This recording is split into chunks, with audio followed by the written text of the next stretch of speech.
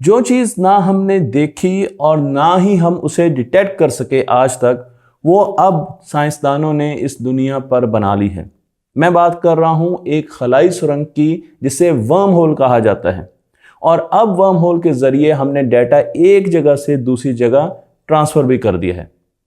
मैं हूँ दिल इम्तियाज़ और आप देख रहे हैं तख्ती ऑनलाइन।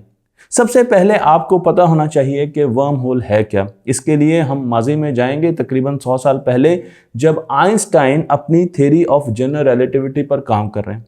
आइंस्टाइन ग्रेविटी का एक नया फ्रेमवर्क दे रहे हैं, क्योंकि उनसे पहले न्यूटन का ये कहना था कि ग्रेविटी फोर्स ऑफ अट्रैक्शन है। लेकिन आइंस्टाइन का ये ख्याल था कि ग्रेविटी स्पेस टाइम के कर्वेचर से आती है। अगर आप इस प्रोसेस को, इस अमल को समझने में कासिर हैं, तो आप ग्रेविटी पर मेरी वीडियोस देख सकते हैं जो कि स्पेस टाइम के बारे में बताती हैं। तो स्पेस टाइम को मॉडल करने के लिए हम एक नेट की मदद लेते हैं, एक जाल की मदद लेते हैं। यहाँ पर मैं आपको वो जाल दिखा रहा हूँ। आइंस्टाइन ने अपने रिसर्च पेपर, जो कि उन्होंने 1916 में एस्टेब्लिश किया, जारी किया, उसमें बताया कि मैस एनर्जी के इक्विवेलेंट है और मैस और एनर्जी के बीच में एक रिलेशनशिप एग्जिस्ट करता है, जिसे E=mc² कहा जाता है।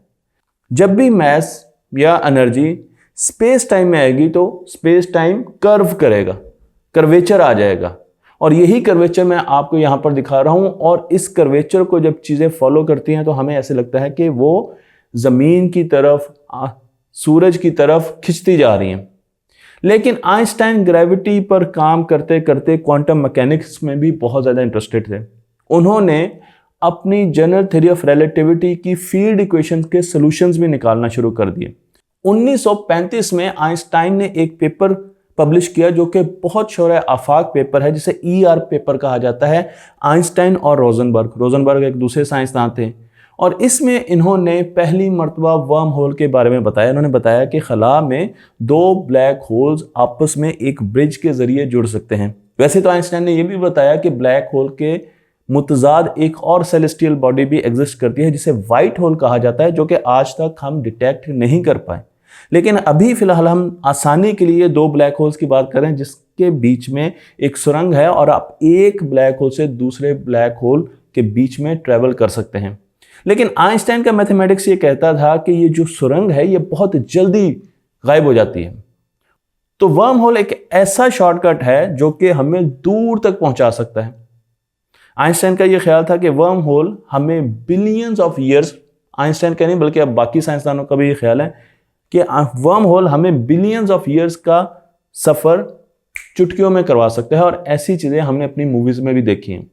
लेकिन ये वर्म होल ट्रांसवर्सेबल नहीं होते, यानी कि इनके अंदर से गुजरा नहीं जा सकता। और अगर आपने इन्हें ट्रांसवर्सेबल बनाना है, क्योंकि इनकी सुरंग बहुत अनस्टेबल होती है और ख़त्म हो जाती है, तो हमें एक ख़ास किस्म की एनर्जी का इस्तेमाल करना पड़ेगा, जिसे नेगेटिव एनर्जी कहा जाता है। और नेगेटिव एनर्जी एक ख़ास किस्म के मैस से आती है, जिसे एक्जॉटिक मैस या एक्जॉटिक मैटर कहा जाता है।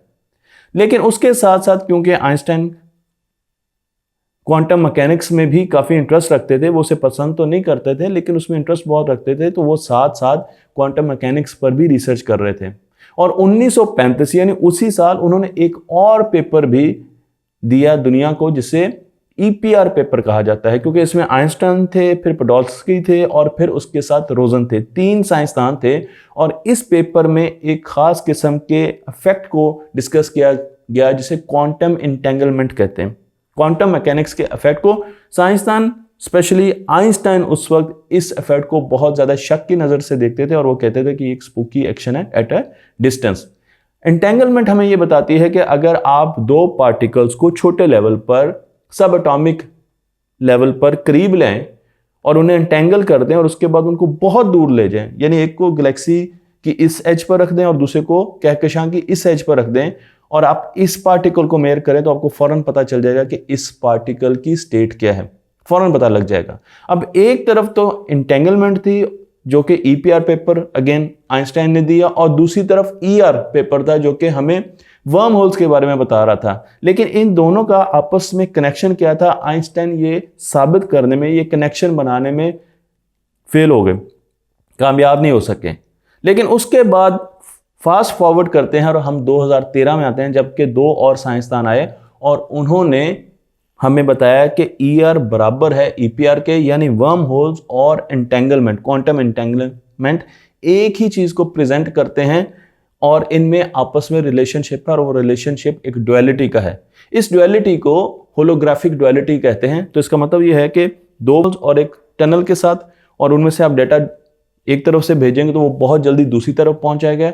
और हम क्वांटम एंटेंगलमेंट में कहते हैं कि जब दो इंटेंगल्ड पार्टिकल्स को हम दूर ले जाएं तो उनके बीच में एक रब्त रहता है, इन दोनों में कनेक्शन मौजूद है। इस फील्ड को क्वांटम ग्रेविटी कहा जाता है और इसके लिए जो टूल इस्तेमाल किया जाता है उसे होलोग्राफिक डुअलिटी कहा जाता है, जो कि मैं आपको यहां पर दिखा रहा हूं। हम जनरल थ्योरी ऑफ रिलेटिविटी को अब मैप कर रहे हैं, कनेक्ट कर रहे हैं क्वांटम मैकेनिक्स के साथ, और इसको एक्सपेरिमेंट के लिए कैसे साबित किया जा सकता है ये बहुत मुश्किल था, क्योंकि वर्म होल्स तो हमें मालूम नहीं कि वो कहां पर हैं और हम उन तक कैसे जा सकते हैं, और फिर वर्म होल के अंदर कैसे दाखिल होंगे और वापस कैसे निकलेंगे। लेकिन ऑन द अदर हैंड दूसरी तरफ हम ये देख सकते हैं कि हम क्वांटम एंटेंगलमेंट को एक्सपेरिमेंटली टेस्ट कर सकते हैं, क्योंकि क्वांटम एंटेंगलमेंट पे तो बहुत सी टेक्नोलॉजी डेवलप हो चुकी है। साइंसदानों ने 2019 में रुख किया क्वांटम कंप्यूटर की तरफ, जो कि गूगल के पास मौजूद था। गूगल की क्वांटम कंप्यूटर का इस्तेमाल किया गया और एक सीरीज ऑफ एक्सपेरिमेंट शुरू किए गए, जिसमें एक वर्म होल को बनाना था, इस क्वांटम कंप्यूटर के जरिए सिमुलेट करना था, ताकि उसमें से एक पार्टिकल को गुजारा जा सके या मल्टीपल पार्टिकल्स को गुजारा जा सके। इस पार्टिकल को हम क्यूबिट कहते हैं, क्वांटम बिट कहते हैं। जिस तरीके से हमारी डिजिटल बिट होती है जो 0 और 1 की फॉर्म ले सकती है, क्यूबिट 0 की फॉर्म भी ले सकती है, 1 की भी ले सकती है, और 0 और 1 दोनों की एट अ टाइम भी फॉर्म ले सकती है। क्यूबिट पर भी मैंने बहुत सी वीडियोस बनाई हैं, तो आप डिटेल में जानने के लिए उसे देख सकते हैं। तो अब करना क्या था? अब करना यह था कि हमने एक क्वांटम सर्किट ऐसा डिजाइन करना था जो कि एक वर्म होल को रिप्रेजेंट करता, और उसके बाद उसके अंदर एक पार्टिकल या एक बिट डालनी थी, क्यू बिट, और उसको दूसरी तरफ से हमने रिसीव करना था। तो हम समझ जाते हैं कि ये जो ब्लैक होल दो कनेक्टेड हैं वर्म होल के जरिए प्रॉपरली काम कर रहे हैं। ER जो है वो बराबर है EPR के, और इसे हमने सिमुलेट कर लिया।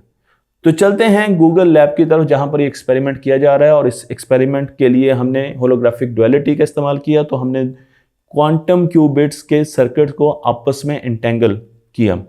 उनको एंटेंगल जब हमने किया तो अब हमें एक और मसले का सामना आया, क्योंकि जो इक्वेशंस हमें ये बता रही थी कि हमें इस तरीके से उनको एंटेंगल करके एक वर्म होल बनाना है, उसके लिए जो टेक्नोलॉजी चाहिए वो आज से 10 साल के बाद अचीव होगी, यानी तकरीबन 2032 में वो टेक्नोलॉजी गूगल के पास आएगी। लेकिन हमें तो अभी ये वर्म होल सिमुलेट करना है, और उसके लिए एक टेक्निक का इस्तेमाल किया गया, यानी वर्म होल की हमने हजामत कर दी, उसे ट्रिम कर दिया। इसे कोर्स ग्रेनिंग कहा जाता है। हमने बेसिक लेवल की इंफॉर्मेशन सिमुलेट की, जिसके जरिए एक वर्म होल रहता है। तो हमने उसकी ग्रेविटी के फीचर्स को प्रिजर्व किया, और जो एडिशनल इंफॉर्मेशन थी उसको सिमुलेट नहीं किया, यानी उसकी हजामत करके उसे सिमुलेट किया गया, और जो अननेसेसरी इंफॉर्मेशन थी उसे हमने दूर फेंक दिया। इसके लिए हमने जो टेक्नोलॉजी का इस्तेमाल किया उसे न्यूरल नेटवर्क्स कहते हैं। न्यूरल नेटवर्क्स मशीन लर्निंग और आर्टिफिशियल इंटेलिजेंस की एक टेक्नोलॉजी है, और इसमें हमने न्यूरल नेटवर्क्स डिज़ाइन करके उनके वेट्स को, जब ट्रेनिंग दी तो उनके वेट को ऑप्टिमाइज किया, कस्टमाइज किया। टोटल 210 टर्म्स थी इस पूरे सर्किट में, इस पूरे नेटवर्क में। लेकिन जब हमने उसे ट्रिम किया तो हमने सिर्फ 210 और कहां पर 7 टर्म्स को सिमुलेट किया, और 7 टर्म्स की मदद से एक वर्म होल बनाया, जो कि जनवरी 2022 में इस पर एक्सपेरिमेंट शुरू कर दिए गए और अभी रिसेंटली अनाउंस हुए हैं। और फिर उसमें एक क्यूबिट को, यानी पूरा वर्म होल बन गया, और उसमें एक क्यूबिट का, यानी पूरा एक वर्म होल बन गया, और उसमें क्यूबिट को एक तरफ से डाला गया और दूसरी तरफ से हमारे रिसीवर थे।